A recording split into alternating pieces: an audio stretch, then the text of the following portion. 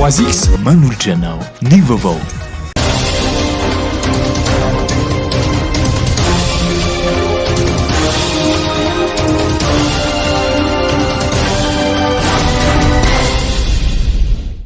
Fifaliana indray tompoko lahy sy tompoko vavy no hitsidiana ny tokantranonao amin'izao takariva izao. Ampitiavana sy ampanajana trano no anasananao anaraka ny fampalalam-baovao eto amin'ny MATV.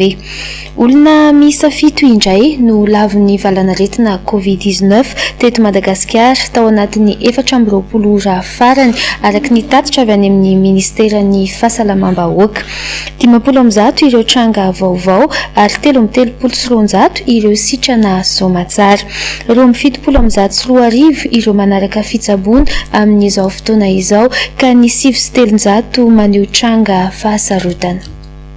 Tranga vaovao 50 sitrana 13 fito ireo namony ainy 420 ny fitambaran'ireo fitiliana tao. 27 ireo manaraka fitsaboana hatramin'ny datiny 9 May 2020. 7 ireo tranga manana fahasarotana. Ambohitra Atrimo 17 tranga vaovao, Antananarivo Atsimondrano 12 tranga vaovao, Antananarivo Avaradrano 7 tranga vaovao, Antananarivo Renivohitra 9 tranga vaovao, Manjakandriana 1 tranga vaovao. Nisy androany ny fivoriana nataon'ireo solombavam-bahoaka tamin'ny alalan'ny visioconférence. Anisany voaresaka tao anatin'izany ny momba ny fomba anatanterahana ny fivoriana ary ny momba ny vaksiny ihany koa. Tadi-baovao eo amin'ny sariny Tsira Kotorsan. Mizara ny efitra ny solombavam-bahoaka momba ny fanaovam-vaksiny andiany voalohany. Ao no mihefitra fa tokony anisan'ireo omena ny vaksiny ny député izay ao anatin'ny fivoriana ara-potoana amin'izao fotoan'izao. Ary araka ny en'olaniana ny alakamisy teo dia anao fivoriana mivantana mandritry ny fionana amin'ny gouvernementa amin'ny fandaniana ny volavolana amin'ny feny teti-bolam-panjakanana sy mpantsina ary amin'ny fifidianana izay ho folo-hevitra faritany Tomasina. Anisany nanohany izay hevitra izay ny député ny Bely sur Turbina Rabemanantsoa Jeannot Herlala. Dia zavatra efa tapaka iny raha ny hevitra sy tokony hiverenana intsony satria efa tonga zao ny vaksiny dia tokony ho ny député de Madagasikara izay manao ny asany amin'izao session mandritra ny 90 andro zao dia tokony atao vaksiny voalohany koa raha ohatra mety ny tenako dia vonona ny anao an'izany vaksiny zany raha ohatra ka tafiditra manao an'izany vaksiny miloha zany tsika satria maro ny resaka tokony hodiniana mahakasika an'ireo membre ny gouvernement reo amin'izay fanaovana tsinitsinina solombavam-bahoaka mba hanatanterahana ny vinan'ny filoham-pirenena mba hiadana ny vahoaka malagasy. Mahakasika ny corona moa raha matofoloha aty aminay dia mbola 04 eto Ny kestora faharoa lantorako tomanga ary ny ampapankateny Solange Angela kosa dia samy milaza fa tokony ny vahoaka aloha no tsimbinina ao anatin'ny fanaovana vaksiny andiany voalohany. Nodinina tao anatin'ny fivoriana hitam-barambe androany ny momba ny fiakefitra manitsy ny fitsipika anatin'ny antemera-pirenena izay natolotra ny birao maharitra mba ahafahana mamaritra ireo fepetra anatiny izay ampiarina mandritra ny fivoriana ampitain-davitra. Ny fitondram-panjakana dia efa niteny hoe ny fanjakana malagasy no manafatra an'io vaksiny io ka noho izany ry zareo no mahafantatra aloha amin'iny vaky voalohany vao tonga iny hoe ho aniza miantefa amin'iza ny ho anaovana an'izany vaksiny voalohany izany. Mahafantatra tsara ny filohan'ny republika, mahafantatra tsara ny membre amin'ny gouvernement hoe iza no atao. Itsika solombavam-bahoaka dia misy olo-tena ny vahoaka misy atsika. Raha misy ny tena te hangataka an'izany angambany ireo solombavam-bahoaka izay misy kanefa ny mpiara. Itsika no ohatrany hoe commandant de bord ao anatina ina moa zany ty ao anatina sambo anankiray dia ny commandant no mijanona farany indrindra rehefa tafavoaka daholo ny mpandeha rehetrarehetra. Anoko zany samy manana ny eritrerantsika. Za aloha zany raha matofilo za dia miteny anareo za rehefa manapa-kevitra amin'izay ny fitondram-panjakana ho ataony solombavam-bahoaka fa ny anazy zany aleoko ny vahoaka aloha ny jerevana itsika efa mitandrina daholo za raha matofilo za ry vahoaka malagasy tsy maika anao vaksiny fa rehefa tonga fotoana tokony anaovantsika vaksiny efa vita ny vahoaka malagasy dia vonona amin'izay zany tena koa anao an'izany vaksiny zany. Fa raha miteny ihany kosa ny fitondram-panjakana hoe efa anao an'izay vaksiny zay ho an'ny solombavam-bahoaka dia tsy hitako izay maraky zay. Izaho aloha zany satria ohatrany naheno aho araka amin'ny fagnazavany manam-pahaizana dokotera hoe tsy raha ohatra votratra ny corona anao ka dia efa mbola 3 volana tsy ampy 3 volana zahony anao dia tsy afaka manao an'ilay vaksiny. Za zany tsy dia mazoto loatra hanao vaksiny satria dia na piqûre raha tahorako fa nohon'ity virus ty dia lasa nitsindrona ny hanao vaksiny dia aleo ho an'ny vahoaka tokoa ny vaksiny fa aleo tsika solombavam-bahoaka mba hipetraka amin'izay mahaololehibe atsika zay vita vaksiny daholo ny vahoaka malagasy zay ny solombavam-bahoaka vao manao. Nolanin'ny député Maronisa tao anatin'ny fivorinan-droany ny fiekevitra izay manitsy ny fitsipika anatin'ny antemeram-pirenena natolotry ny birao maharitra mba ahafahana mamaritra ireo fepetra anatiny izay ampiarina mandritra ny fivoriana ampitain-davitra. Ombona-kevitra na efa nomezana box na routeur izay ahafahana manatsara ny réseau. Tena zavatra ilaina io satria raha ilay tablety izay efa azontsika taloha dia miramina tokoa. Dikan'izay tsy maintsy ny telefona zany no ahafahantsika miasa tsaratsara kokoa ka dia ilaina ny fisian'ilay routeur zany misy any amin'ny telma any izay tena manampy tokoa amin'ny resaka fanatsarana ny réseau ka dia apetraka tanteraka amin'ny ao amin'ny bureau permanent zany ny fijerenan'izay. Faharoa za dia manakasitraka tanteraka ny tolom-pekevitra izay hijerena manokana an'ity règlement intérieur spécial amin'izao amiana ara-pahasalamana izao. Zay tsy hitako fa tokony olo anitsika zany satria efa niasa ny commission feno tanteraka ny contenu ao anatin'izay. Raha tamin'ny sabotsy teo no nigadona teny amin'ny seranam-piaramanidina Ivato ireo vaksiny Covishield fanefitry ny coronavirus dia androany kosa no nanomboana ny fanaovana ny vaksiny ho an'ireo olona loha laharana amin'ny ady atao amin'izany sy an'ireo olona marefo toy ireo olona diabetika.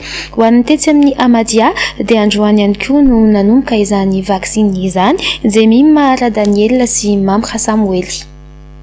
Vao maraina dia efa maro ireo olona tonga teto amin'ny Amadia Faravohitra izay efa nisoratra anarana ka vao antso fa hanao vaksiny.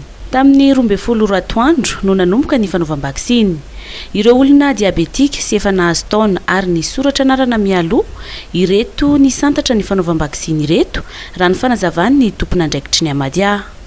Afaliana no naseho an'ireo olona avy nanao vaksiny satria dia ho voaro amin'ity aretina izay mandavo olona amanetsiny maro manerana izao tontolo izao ity. Fala satria rehefa mba misy fanantenana zany mba misy fiarovana zay no anatin'ny loka mba misy fiarovana dia mba misy fanantenana ny lehteo etsy dia natao sabetsaka ohatra lehilahy maty dia tena moa marefrefra teo amin'ilay voan'ny diabeta dia zara raha hoe maheny misy vaksiny afaka atao dia vaksiny zao tsy manina ka tapa-kevitra fotsiny hoe amin'ilay aretina eo tena miparitaka be tena vanina dia aleoko dia ariteny. Hatramin'ny zoma teo dia nahatratra 3 sy 700 ireo nisoratra anarana tetsy amin'ny Amadia. Raha tsy mahadiso naninona reny zanakareo no nataonareo vaksiny dia tahaka an'izany ihany koa ny fikarakarana ny diabetika. Araka ny fantatritsika moa zany ny diabetika mihoatra amin'ny olona tsy diabetika dia ambanimbany kokoa ny hery fierovana.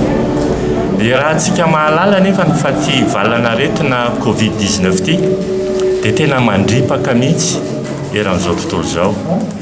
Ary ankehitriny raha tonga ny vaksiny izay antsoina hoe fanefitra ny fahalalantsika malagasy azy dia miroso amin'ny fanaovana vaksiny eto amin'ny Amadia mba ho fitsinjovana an'ireo diabetika na eto amin'ny Amadia izy manaraka ny toe-pahasalamany na any ivelany. Hatramin'ny zoma hariva dia 3,793 no isan'ny olona nisoratra anarana raha mahititsika atao amin'ny klinika sy ary maison de diabète dia mbola mitoy ny fandraisana ny anaran'ny olona satria zao zany ny diabétika vao tena maheno hoe miroso tokoa amin'ilay fanaovana vaccine dia nanomboka tamin'ny 5 maraina zao androany dia efa maro ny olona milahatra mba hisoratra anarana. Androany no andro voalohany amin'ny fanaovam-vaksiny. 10 amin'ny 10 no ezahana ovitain amin'ity androany ity raha nambaranteo ny Amadia. Afaka 12 andro kosa aoriny ny idiran'ity première dose ity no anatanterana ny rappel na ny famerenana ny vaksiny Covishield.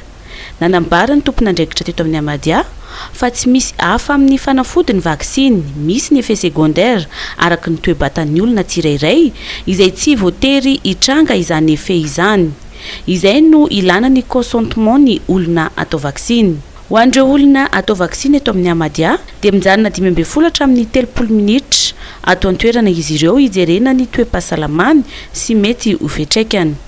Teny amin'ny hôpitaly HGR kosa no nanatanterahana ny fanombohana ho andreo mpiasa ny fahasalamana ka ny ministra ny fahasalamam-bahoaka ny professeur Jean-Louis Antrala Rakotovao no nisantatra nanao izany. Eny amin'ny hôpitaly miaramila Soavinandriana kosa no hanombohana ny fanaovam-vaksiny ho andreo mpitandro ny filaminana. Tokony hanome ohatra ny filoham-pirenena ary hanao ny vaksiny Covishield fanefitry ny Covid-19 hoy ny avy amin'ny fanoherana ao anatin'ny RMDM. Nambaran'ny Paul Lampody fa mbola tsy mazava ny momba ny drafitra amin'ny fanatanterahana ny vaksiny andiany voalohany na dia efa tonga ny sabosy teo azy izany. Vola Ravoavy sy Tsira Kotorsan. Voalohany indrindra aloha dia izahay nanosy-kevitra hoe anafara ny vaksiny fa ny fanjakana moa ny tavozavoza tonga me izy io fa ny zavatra tsy mazavatra eto zany ny planification ny plan izay izarana ny vaksiny io mbola mipetraka foana ny fanontaniana hoe gratuit izy io sa vidina zay aloha voalohany dia tokony azavaina amin'ny vahoaka koa hoe avy taizana avy ny vaksiny ary efa nisanjaro ihany moa le hoe ciblé zany hoe ampahan'olona fotsiny zany ahazo ny vaksiny atao hoana le vahoaka maro anisa satria raha tsahivoko eto vetivety mpitsabo le mpiasan'ny fahasalamana dia ny mpitandro ny filaminana ary ny zokiolona zay 70 taona moatra zay moa fa tsy anatin'izany atao hoana le olona rehetra tsy anatin'izany dia nefa ty zavatra ty fahitatsika fa tena mandripaka voamaly atsika fa naheno malaza mba manana nitolona mpiara-mitolona aminay maty ny coronavirus io madame Voangy paix son âme dia mampalahelo zavatra ohatran'izany tsara zany mba asiana plan mazava zany amin'le fanafarana vaksiny amin'ny manaraka zany hoe tsy ampy ho an'ny vahoaka rehetrarehetra zany io fa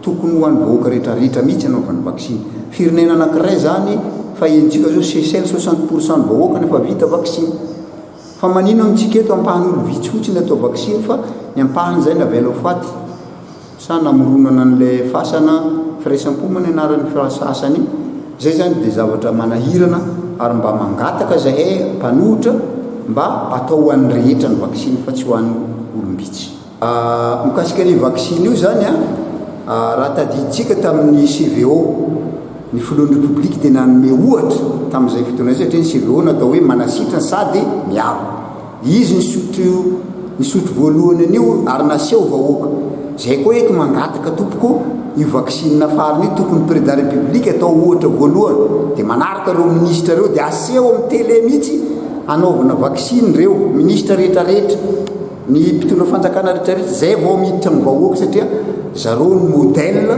manome modèle sara tamin'ny CVO satria izy io miaro zany le vaksiny afantarana amin'izay fotoana zay mantsy tena azo antoka io vaksiny io zay vao manao n'le amin'ny mpiasan'ny fahasalamana ny zareo amin'ny mpitandro ny filaminana ny zokiolona ary dia manafitra koa tsika raha hita fa efikasy izy io afarina ndray mandeha koa dia mohan'ny vahoaka rehetra manontolo fa tsy sakavana na zaza na olobe zay koa mba angatahana amin'ny vaksiny io fa tsy olona vitsivitsy ihany nomena azy.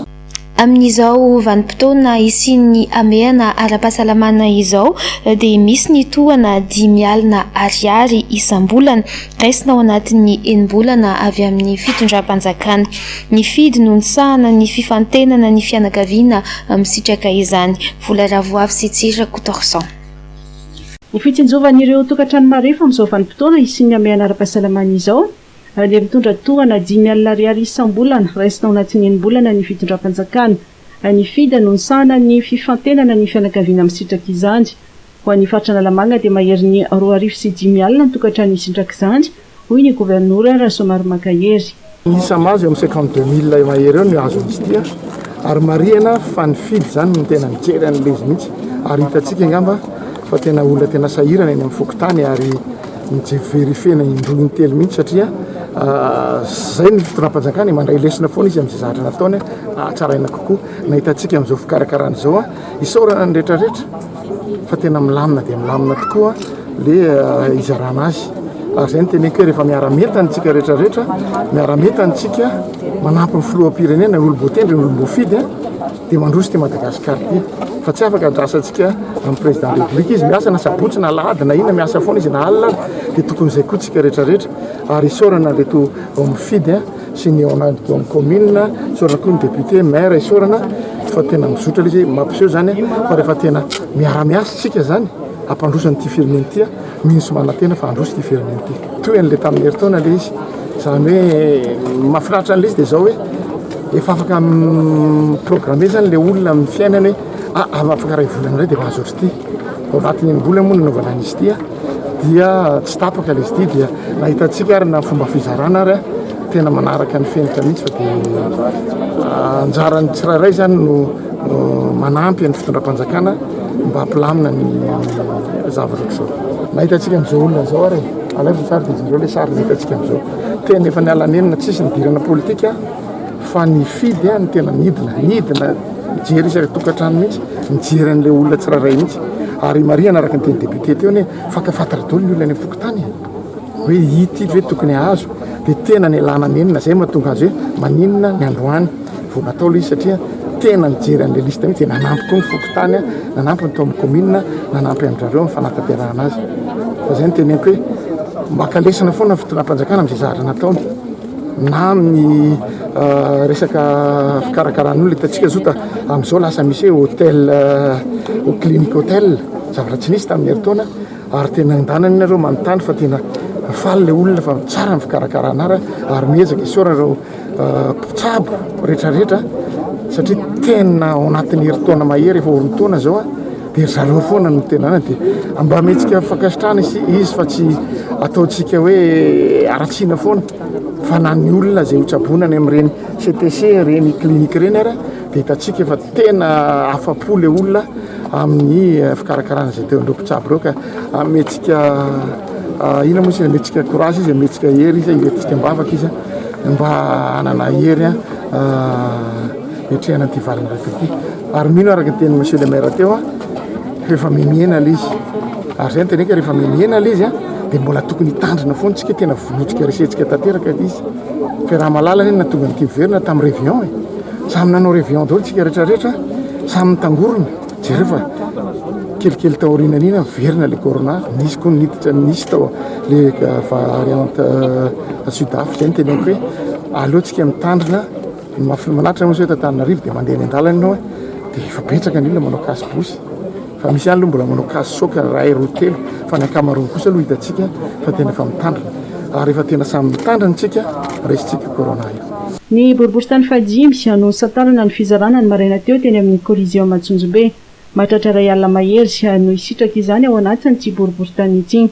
Sogana ny gouverneur sy ny Tananarivo fa mba tsara vitana foana ny 5e manana n'ity toerana ity zay zany tiako ampitaina ny olona foana hoe ny collégium fe azo anina collégium tsy azo anina ny EPP manara-penitra tsy azo anina fa rehefa miandry fasahirana n'olo zao dia mahavonjy izy karaha ny atao amin'ny boribory-tany fady manokana dia eo amin'ny ray alina mahery eo 10 000 mahery eo zany no isitraka ny teo anatin'ny mbolana ary mbola averinana araky ny tenin'ny gouverneur sy maire teo fa ity zany dia tsy hoe olona ny tsopotsoponina hoe namanamana kitrano an-trano fa nangarara mihitsy tsisy nidiranay mihitsy l izy fa mifidy mihitsy nidina tena toerana teo matsy mbola nisan'le kabagny amin'ny filoham-pirenena hoe na manana na tsy manana dia rehefa mahatsiariko tena tamin'ny vaditindro dia nomena fa ity zany nga jerentsika amin'izao a dia tena le olona tena sahirana ary aveketona ihany fa ny olona eny anivo mifoky tany a aminay solombavam-bahoaka zay midina eny toerana foana dia fakafantatra daholo hoe ry miasa ny banky ry mpiasa ny commune ry mpiasa mpanjakana ry tena sahirana ry mpanasa lamba dia mahafinaritra anay a za tena midina eny a dia hita fa le olona tena tokony hisitraka an'izany zao a no misitraka an'io ary isorana ny fitondram-panjakana isorana ny filohan-darajoelona fa tsy misy oaoaoa bets'olona izy a fotrany surprise amin'le olona satria zao zany anatin'ny enim-bolana dia va mba manantena foana ny tsirairay ka tena misy akony ary misy akony any amin'ny fiainam-bahoaka ity zavatra ity fa mbola mafisiko any hoe izay eto amin'ny boribory tany fatiny a dia fiangaran'andriamanitra foana ihany a mba mahazo fotodrafitrasa rehetra ary mandray roa le fotodrafitrasa sady mafonjotra ny fampianarana ary mafonjy amin'ny fitsapoana ihany koa nakasitraka ny fanomezana fanampiny ireo mpisitraka izany mafinaritra kindro ny madinika dia misatra betsaka amin'ny filoha iny mahafapoanay tsara nahazo foana izay hatramo voalohany hatramin'izao ndray isam-bolana no andraisana ny tosika fameny 5,000 ariary fanohanana ara-tsosialy avy amin'ny fitondram-panjakana ary raisina mandritry ny enim-bolana efa tamin'ny taondasa no nahazo prime farany ireo mpiasan'ny fahasalamana ao amin'ny CHU Tambobe Fianarantsoa. 7 volana teoriana vao isy indray izany fanomezana izany kanefa dia mbola ferana ihany koa ny isan'ireo isitraka izay. Nampiakapeo naneho ny heviny noho izany ireo mpiasan'ny fahasalamana androany nandritra ny fionan'izy ireo tamin'ireo tompon'andraikitra isan-tsokajiny.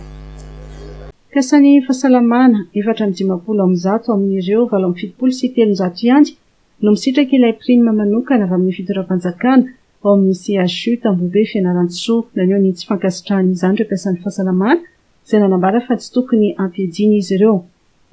Raha ohatra ka mitoeram-piasana hafa mandray indemnité de risque ny mpiasan'ny fahasalamana efa oviana moa ny adiva ny indemnité de risque io nisy ve izay tompoko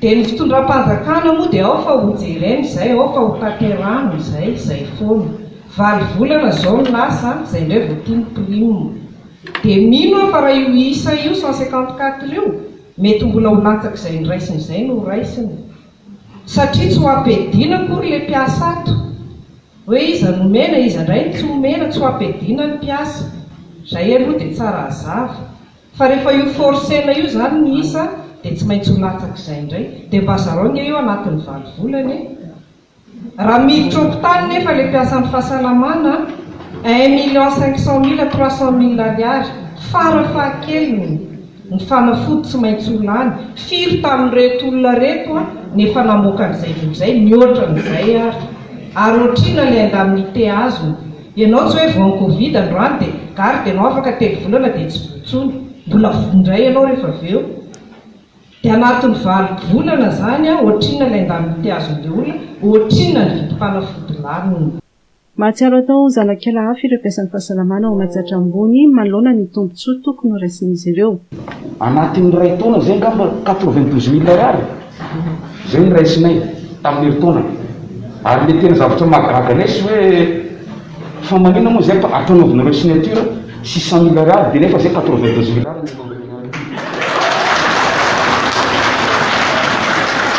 Nisy ny fionana teo amin'ireo mpiasan'ny fahasalamana ireo sy ireo tompony andraikitra nahitana ny taleparitra ny fahasalamam-bahoaka Mahajatra ambony ny talen'ny CHU Tambobe ary nisy olon-tena avy amin'ny faritra. 3X de l'énergie en canette au goût très frais pour booster tous les grands moments de ta journée. 3 fois plus d'énergie pour ne plus t'arrêter. 3X, triple ta force. Mandrosoa le sonora Universal Emporian no vanarina ho Batimax eto Tsaralalany. Otra moderna be mihitsy ato a. Ny magasin lasa moderna fa ny entana sy ny vidiny tsy miova ka. Ndao ara fa mila manampy fitaovana mihitsy azao satria nahafapo a ilay milina fitombariny dito tato. Ho atsika tatsaha tonga avy mitsidika Batimax ao Tsaralalana fa ho hitanao daholo ny fitaovana matianina momba ny fambolena: décortiqueuse, motoculteur, siachène, groupe électrogène, motopompe, Batimax. Mikalitao amin'ny vidiny mirary. Anisan'ny fanamby apetraky ny filoham-pirenena ny hanatsarana ny lalana manerana ny faritra 2020. Ho an'ny faritra Androy manokana dia ny sabotsy teo no nanoloran'ny filoham-pirenena ny fampitaovana fanamboaran-dalana ho an'ity faritra ity. Bulle niveleuse, citerne, compacteur ireo no anisany ao anatin'ny fampitaovana fanamboaran-dalana nomenan'ny faritra. Mila manao lalana 500 km isan-taona ireo milina ireo hoy ny filoham-pirenena Andry Rajoelina nadritra ny fanolorana tamin'ny fomba ofisialy ny fampitaovana fanamboaran-dalana tao Ambovimbe Androy. Rotaky ny filoham-pirenena ny anaovana ny fanamboaran-dalana manara-penitra. Rehefa manao soa, rehefa manao asa dia tsika tsy maintsy atao zavatra manara-penitra ny zavatra atao. Zany hoe zay ny hoe pack d'engin complet. Izao no fanazavako hoe inavy moa ireo pack reo. Ao zany ny bulldozer izay hito izy ito fanaovana terrassement. Io zany le tena fanakofana mihitsy na famakina lalana, matanjaka dia matanjaka izy io.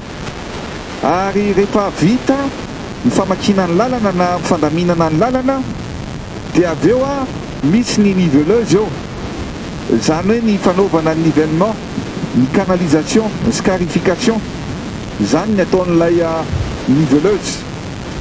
Misy ilay rehefa vita zay dia tsy maintsy lemana ilay lalana, dia misy ilay citerne fanaovana arrosage na ny fanaovana ny déportation, zany hoe lemana ilay tany mba tsy hamovoka.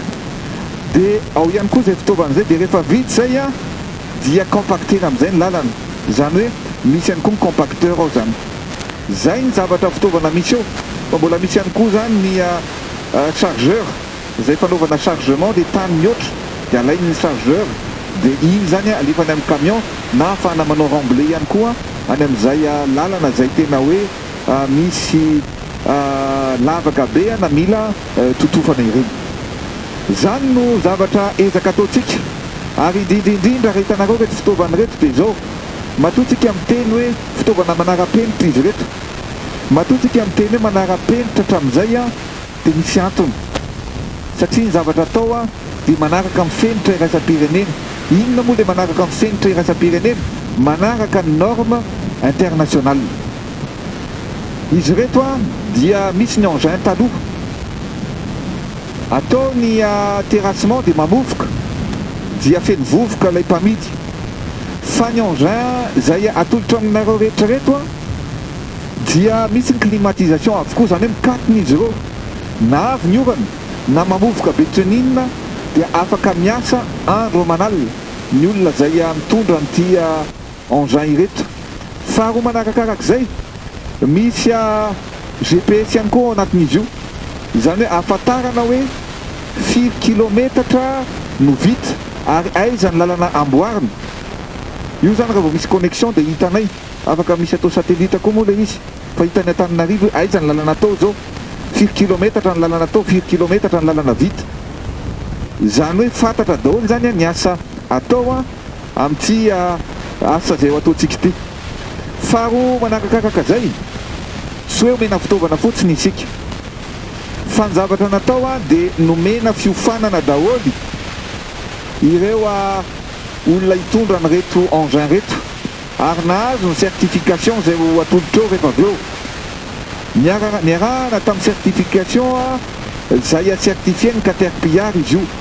Niarahana tamin'ny orinasa Henri Fraise izay anisany izay miantoka sy indrindra moa zany nanao ny fiofanana sy anisany nahazo ny tolobidy amin'ny fanomezana an'izao engin izao.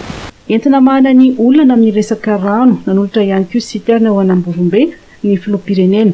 Ny governoran'ny faritra Androy dia nilaza fa tsy adino Androy, maro ny tetika asa tanterahan'ny fitondram-panjakana ny antoerana. Efa voatokana ny pipeline ao Ifotaka ary andalam-pahavitana ny gymnase, hôpitaly, kianja sy ny tsena manara-penitra ao Androy. Tafiditra ao anatin'ny tetikasa iadina amin'ny Kere any Atsimo Nosy ny fametrahana ny fitehirizan-drano sy ny fambolena mangahazo mahazaka ny toetrandro any Atsimo ary ny fanodinana izany ho lasa lafarinina. Tato-baovao. Anisan'ny tetikasa goavana apetraka any Atsimon'ny Nosy ny fametrahana ny fitehirizan-drano ao anatin'ny tetikasa rips sy ny fambolena mangahazo mazaka ny toetrandro any Atsimon'ny Nosy ary ny fanodinana izany ho lasa lafarinina ary ametrahana angarany any an-toerana entina hitahirizana ny vokatra. Misa 20 ireo toerana ametrahana ny angara fanodinana ny lafarinina ho mangahazo. Aritra 10 andro ny faharetan'ny asa fanamboarana izay natomboka ny 20 aprily 2024 lasa teo. Rehefa voavadika lafarinina ny mangahazo dia alefa tehirizina any amin'ny banque alimentaire any Tolaniaro. Ametaka ihany koa tsika eto usine izay ahafahana manodina ny vokatra indrindra moa zany fa ny mangahazo mba ahafahana manao an'ireny farine de manioc reny izay zaraina amin'ny olona rehetrarehetra. Ao Tolaniaro moa tsika dia efa mametraka ny usine efa manomboka koa zao lay fanaovana ny ireo usine erana amin'ny trisety zava-dehibe zany satria araka ny teneniko teo dia zavatra maharitra no hoentintsika dia tao avy tany fotaka ihany koa mijery an'ireo toerana izay izarana ny tany ahafahan'ny olona mivelona sy miary izany hoe mampiasa ny système gotagota ahafahan'ireo olona mba mivelona mioty sy mambody ary tsy ho latsa-dana amin'izany koa ny eto ambosary satria mandeha mikitsaka sy aparitaka moa io tetikasio fanaovana n'ilay pipeline miala ny Tolaniaro mandalo tanàna maro ary mandrapatonga mandalo eto ambosary ka hatrany Ambovombe vola be izy io fa ataontsika ny fanampy fa tsy maintsy ataontsika io ary tsy maintsy fitaitsika ny fanaovana n'izany pipeline goavana dia goavana izany. Ankoatr'izany dia nijery fotony ny asa fanamboarana ny CRNM izay fitoerana manokana na rahamason'ny fanjarian-tsakafo sy ny fahasalamana ao Ambosary Atsimo ny filoham-pirenena. Vahaolana maharitra no apetraka sy tadiavintsika momba ny ady amin'ny keresy ny tsy fanjarian-tsakafo hoy ny filoham-pirenena Andry Rajoelina. Ity CRNM ity dia apetraka mba ahafahana indrindra manaraka amin'ny fahasalaman'ny olona rehetra izay todin'izany tsy fanjarian-tsakafo zany. Eto amin'ity zany no ahafahantsika mandray olona maro dia maro ary io moa ny arahako ny asa tamin'ny mpiara-miasa rehetra tao amin'ny présidence mihitsy hoe inona ny zavatra atao, inona ny vahaolana apetraka ary afaka mandray olona maro dia maro. Tsy vitan'ny CSB2 intsony mantsy niady amin'ny tsy fanjarian-tsakafo ity fa eto zany dia afaka mandray tsika olona afaka mipetraka ato. Eto dia ametrahantsika ihany koa fizarana sakafo isan'andro ary fizarana rano fisotro madio manerana ny aty Atsimo rehetrarehetra district 10 dia ametrahana ohatran'ity CRNM ity avokoa. Izay ny teneniko hoe tsy vitan'ny fanomezana sakafo sy ny fitsaboana fa mifanarahana mihitsy amin'ny fahasalamana amin'ny ankapobeny. Manodidina ny 20 isanjaton'ny asa fanamboarana no efa vita tao anatin'ny iray volana monja raha toa ka 9 volana ny faharetan'ny asa fanamboarana. Efa miomana ny fampihodinana an'ity CRNM ity ny tompony andraikitra.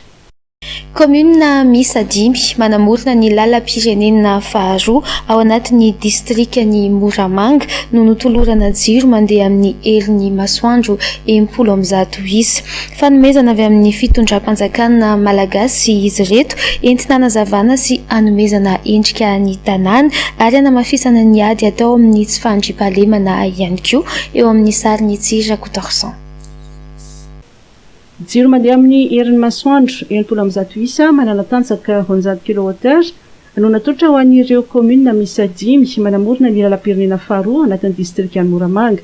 Anisan'ny sitraka izany ny commune Beforona, Andasibe, Ampasipotsy, Gara, Anosy Benifody ary ny commune Sabotsy Anjiro. Fanomezana avy tamin'ny fitondram-panjakana malagasy tamin'ny alalan'ny ministeran'ny angofo sy ny akoranafo izy rehetra hoentina hanazavana sy hanomezana endrika ny tanàna ary hanamafisana ny ady atao amin'ny tsy fandriam-pahalemana. Tonga nanolotra izany ny lohol'i Madagasikara voafita amin'ny faritany Tomasina, Manasoa Donatanga sy ny gouvernoura ny faritra Alotra Mangoro. Isorana manokana Andriamato Filoha Andry Nirina Rajoelina izay tsy nivadika tamin'ny velirano izay lazainy dia izao tanteraka aty amin'ny faritra Alotra Mangoro izao dia ny fametrahana anireto jiro reto ao anatin'ny commune 5 manamorona ny lalam-pirenena faharoa. Isorana manokana amin'izany rehetra zany. Ny faritra loatra mangoro dia mahatsapa ankehitriny fa omena Andriamato filoha fitiavana manokana amin'ny resaka fotodrafitrasa maro samihafa. Raha tsy hitanisa afa-tsy ny hoe lalam-pirenena fiefatra amby efapolo izay efa madiva ho vitany lo 1. Ny lalana sy ny tetezana tao Manangezipy efa niovany anarany fa lasa pont na tetezana fiarina ankehitriny efa nampanonofo zany Manangezipy zany. Arabena manokana ireo commune 5 ireo izay nahazo tombony amin'izao fotoana izao. Ny Manesa be mbola ho avy, mbola fanomboana ihany zao, fa ny commune sisa tavela izay mbola tsy nasitraka an'izany dia zay mino sy matokony tegnako fa sy ao avelan'ny filoham-pirenena ho jerem-posiny fa mbola ahazo ny anjaran'izy ireo ka dia magnerigna fisaorana ny filoham-pirenena Andry Nirina Rajoelina amin'ny fotodrafitrasa maro zay mandeha amin'izao fotoana izao ato anatin'ny faritra loatra mangoro raha sy laza fosiny ny fanambarana an'io RN 44 io miasa ny fitondram-panjakana. Ny sabotsy lasa teo natao tao amin'ny bureau-ny district any Moramanga ny fanolorana ny lampe ho an'ireo mpentanàna 5 avy amin'ireo commune nahazo izany. Nakasitraka ny fanolorana ny fanomezana ny solomavim-bahoaka Dr Radzobelina Lovirezo. Ny district amin'ny Moramanga moa no misitraka mivantana an'izao fanomezana fahazavana maimaimpona avy any amin'ny fitondram-panjakana izao avy any amin'ny filoham-pirenena Andry Nirina Rajoelina avy amin'ny alalan'ny ministeran'ny angovo sy ny akoran'afa. Commune anankidimy, commune ambanivohitra no misitraka an'izany, manamorona ny lalam-pirenena faharoa.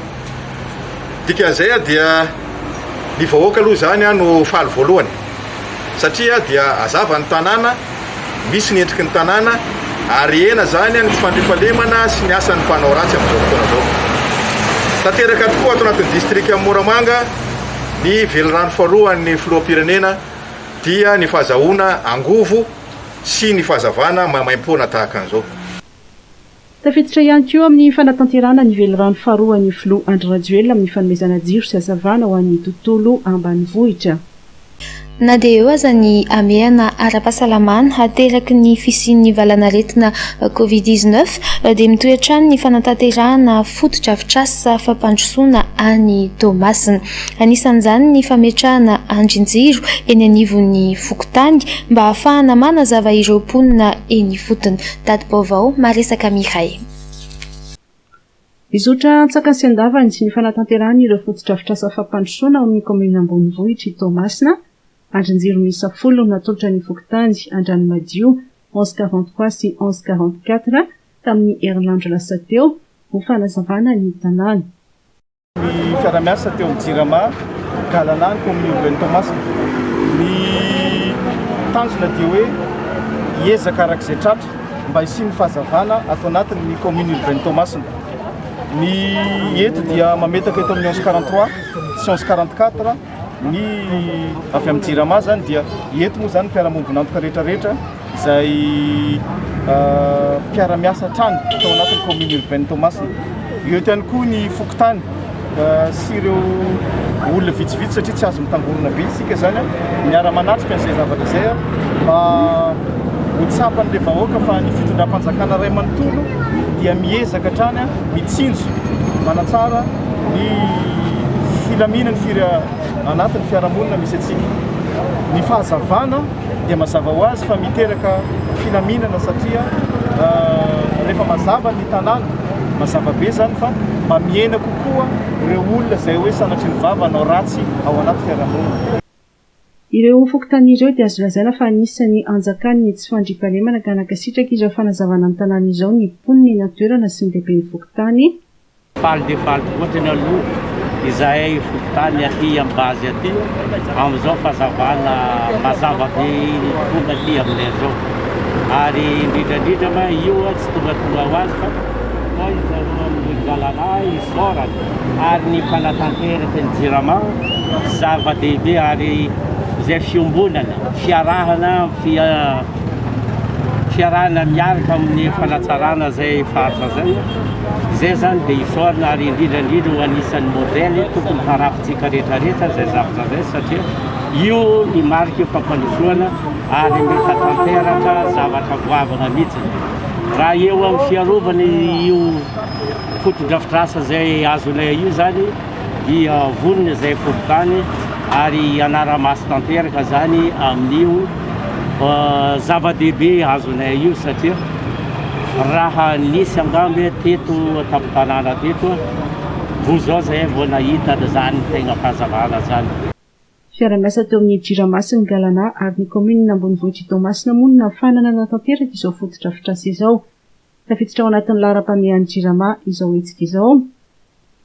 Rehefa mametaka jiro ohatran'izao ny orinasa Jirama eto Toamasina dia miezaka ihany koa mijery an'ireo andron-jiro izay efa simba na hoe lo dia manolo n'ireny andron-jiro ireny. Laharam-pamehan'ny Jirama zany amin'izao fanazavana ny tanàna ho eo teo ny fanoloana ny andron-jiro any amin'ny tanàna dia eo ihany koa ny fanatsarana ny tolotra ho any amin'ireo mpanjifa satria eto zao dia amin'ny tsy taona ity izay dia manana tanjona ny hoe anolo transformateur eny amin'ny toerana maro samihafa eto Toamasina ialana indrindrindrindra amin'ilay hoe misy fahatapahan-jiro fa toa ka hoe rehefa miakatra le filana iny arivo iny dia ny olana antsika matetika dia mitonga foana io transformateur io ny raisiny Jirama indraindray. Tsy azo ekena intsony ny fanaovana fisarihana jiro tsy ara-dalàna sy fangalarana jiro hoy ireo tompon'andraikitra isan-tsokajiny. Namoaka fanambarana androany ny avy ao amin'ny ministeran'ny fampianarana ambony sy ny fikarohana ara-tsiansa mikasika ny fanadinana baccalauréat. Hatreto mbola voatazona ny daty anatanterahana ny fanadinana ary amin'ny 27 Meo avy izao ihany koa ny faran'ny fisoratana anarana ary tsy miova ny tsara-pisoratana anarana sy ny antota taratasy ilaina ho an'ireo mpiadina. Tsy misy fiovanatra eto ny datin'ny fanadinana baccalauréat izay mijanona ho amin'ny 15 ka hatramin'ny 17 ny volana aogositra ho an'ny baccalauréat fampianarana ankapobeny sy ny andiany voalohany amin'ny bacca teknika. Ny 19 hatramin'ny 19 ny volana aogositra kosa no anatanterahana ny andiany faharoa amin'ny bacca teknika. Ny fisoratana anarana ho an'ny fanadinana baccalauréat rehetra kosa dia nisokatra eny anivondreo atokon-draharaha na sapan-draharaha miandraikitra ny fanadinana isaky ny université tsirairay izay efa nanomboka ny alatsinainy 12 volana martsa ary tsy farana ratsy ny zoma 17 volana Meo avy izao amin'ny Norariva. Mbola vao 20 isanjato ny tahapisoratana anarana voaray eny anivondreo sapan-draharaha mikarakara ny baccalauréat manerana ny faritany rehetra.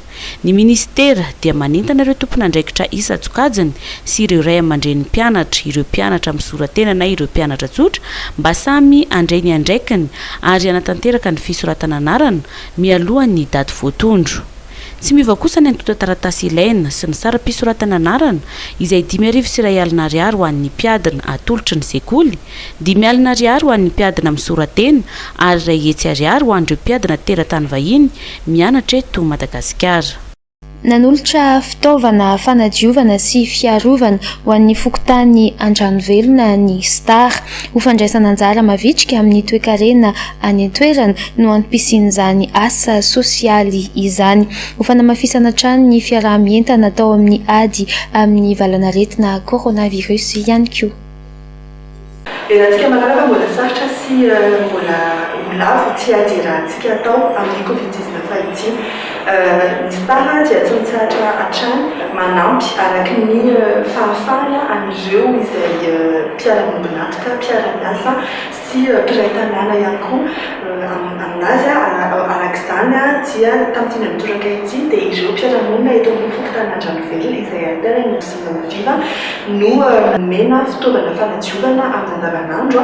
Eo ihany koa ny fitaovana fiarovan-tena ahafahan'ny mpiasa eto amin'ny fokontany Andranovelona sy ny mpiasa eo amin'ny centre de santé eto Andranovelona miaro ny tenany sy miaro ihany koa ny hafa ao anatin'ny fanatanterahana ny asa izay atao isan'andro.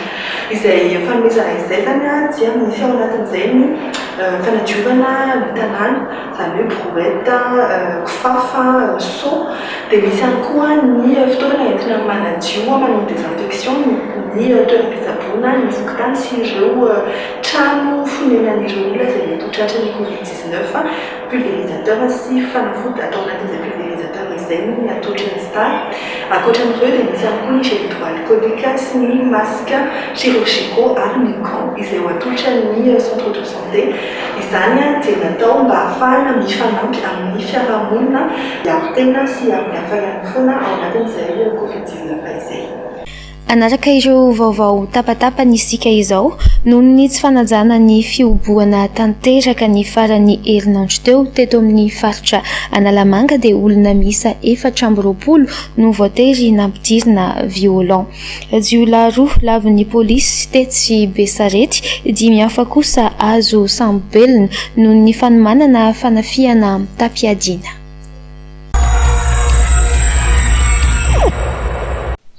Olona miisa 420 no voatery nampidirina violent ny sabotsy lasa teo noho ny tsy fanajana ny fioboana tanteraka farany herinandro eto amin'ny faritra Analamanga araka ny tatitra avy amin'ny polisy pirenena. Tao ny hita mbola nisotrosotro tany anaty bara, ao ihany koa ireo tanora mitangorona anaty salle de jeu, ao ny manao karatra eny an-dalambe no sady tratra miaraka amin'ny rongony, ary ao ihany koa ireo tsy manala ny tsy fahazon-dalana mivezivezy amin'ny alina fa mbola tratra misotrosotro miaraka amin'ny zava-pisotro mamamo ihany koa.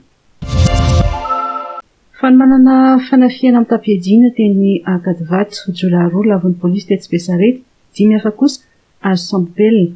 Any vaovao mikasika ny fikambanan'ny jiolahy amin'ny tapiadina mikasa ny hanao fanafiana tetsy Ankadivato no nafahan'ny polisy tanakana izany. Hidina teny toerana avetrany ireo polisy misana ny loka be vava sakelika faefatra, nisy ireo tratehaka avetrany, nisy kosa ireo mbola nifaninjehana na teny amin'ny lalan'ny vato izany na teny Besarety teny, mbola tena tratra teny amin'izy ireo ihany koa ny basy miisa roa no entina anaovana ny asa ratsiny. Lehilahy iray mitondra ny anaram-bositra hoe Rastano voasambotra ny polisy tany Mahajanga ny farany herinandro teo noho ny fikasana sy famonoan'olona.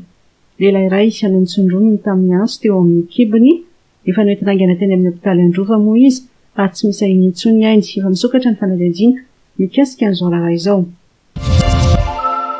Nitrangana lozam-pifamoivoizana an-dranomasina Matsirava atao Marovantana Analalava ny farany herinandro teo ka olona miisa 5 namoy ainy tamin'izany. Raha ny fampitana avao dia olona 20 ny hopitaly Lakana miaraka tamin'ny trondro maina 20 Karahaba no tradoza, efa akaiky ny fatongavana mihitsy no nisy onja tampoka ka dia nivadika ny Lakana mitondra azy ireo. Tafita amin'ny dingan'ny famaranana ny fifaninana-kira Vevos izay karakarain'ny fahitalavitra frantsay TF1 i Marguerite Davico na i Marc teratany malagasy sy mizaka ny zom-pirenena italiana sy malagasy. Norbert Rakotomalala. You are so beautiful. Babon'ny Marge teratany malagasy sady mizaka ny zom-pirenena italiana tamin'ny feomangany ireo mpijery marobe efa ho mahery ny 4 tapitrisa maneran-tany nandritra ny manasa-dalana teo amin'ny fifaninana-kira Vevois ny sabotsy alina teo. Fifaninana-kira izay ikarakarainy ny fahitalavitra TF1. Tafita amin'ny famarana araka izany i Marguerite Davico na i Marge. You are so beautiful to me.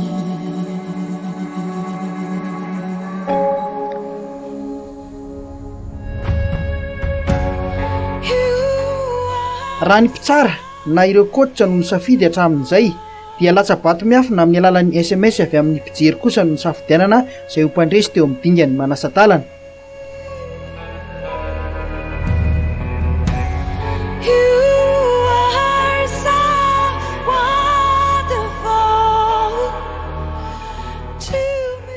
You're so beautiful, irany Joem Cocker no niangaliany Marge ka nahababo ireo mpijery marobe tamin'ity fifaninanana ity.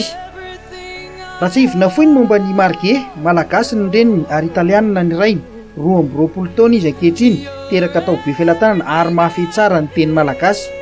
Efa nandalo dingana maro izy teo amin'ny sehatry ny kanto, 20 taona monja dia efa niatrika fifaninana-kira maro samy hafa no efa nandraisany anjara teto Madagasikara amin'ny asabotsy zao ny famaranana amin'ity fifaninanana The Voice ity.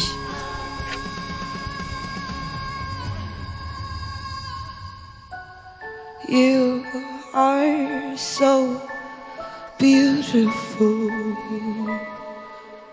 to me.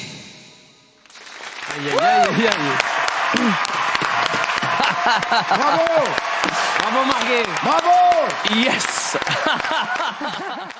Fandresena 5 tamin'ireo lalao 12 natrehany no azony Maquis de Madagascar nandritra ilay fifaninanana Seven Solidarity Camp izay notanterahana tany Tunisie. Ny farana ny asabotsy teo tany Tunisie ny Seven Solidarity Camp, lalao fanomanantena izay niarahany Kenya sy Madagasikara ary Tunisie teo amin'ny taranja baolina lavalava lalaovin'olona 7 sy 4 vehivavy. Teo eo ihany ny vokatra azon'ny Maquis vehivavy. Na vita lalao 12 ny Maquis fanidiny tamin'ireo no nahazona fandresena izay mitsinjara toy izao. Fandresena iray manoloana ny Kenya ary 4 tamin'ny Tunisie.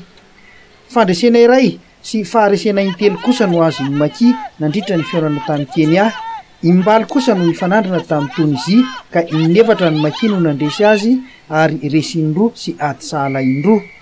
Betsaka ny lesona azo tsoahana nandritra iny faninanana iny ny mpanazatra ary mbola manana ray volana sy tapany eo ny Maquis anamboarana ny tsy mety. Ny 12 ka hatramin'ny 20 jona ho avy izao no hiatrika ny lalao repêchage any Frantsa edina tapakila andehanana any amin'ny lalao olimpika ny Maquis. Marihina fa firenena 12 avy amin'ny kontinanta 5 no hifaninana hiady toerana 2 andehanana any amin'ny lalao olimpika. Tamin'ity marain'ity dia efa tafaverina an-tanindrazana ny Maquis de Madagascar ary miatroka ny fivoana mandritra ny mise en quarantaine eny amin'ny centre de formation an'ny Malagasy rugby eny Andotapenaka. Dia iny vaovao ara-panatanjahanteny ihany koa no entiko manakatona ny fampalalam-baovao amin'ity takariva ity. Mankasitraka anao indrindra nanaraka izany hatramin'ny farany, manome fotoananao amin'ny manaraka indray. Veloma tompoko.